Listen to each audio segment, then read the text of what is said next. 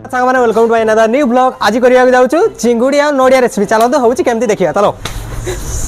प्रथम चिंगड़ी को हलदी पानी रे 2-3 मिनिट पई सिजे पई छाडी दबा। तापरे हे साला परे तापरे हमें बसी गलु सब छणिया पई जुरसर भाव रे टाइम केतेला एतकी चिंगुड़ी खुलसता डबल। तापरे चिंगड़ी रे हलदी लुण गोलेगी तापरे गोटी गोटी करी पूरा भाजी देले सब गुडी को।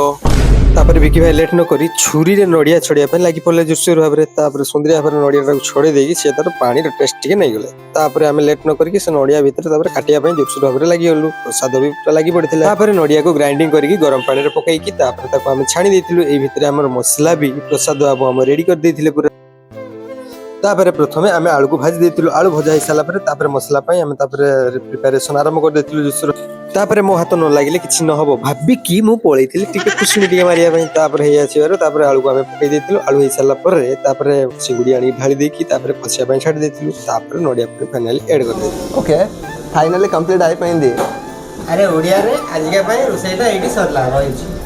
चिंगुड़ी खाई सारा परे बिना थंडा केमती हे से प्रसाद जा कष्ट मष्ट फाइनली खोल देथिले थंडा बोतल। तापरे थंडा खाई सारा परे हमर गोटे पिलार अवस्था एमती किछि हे गेथिला।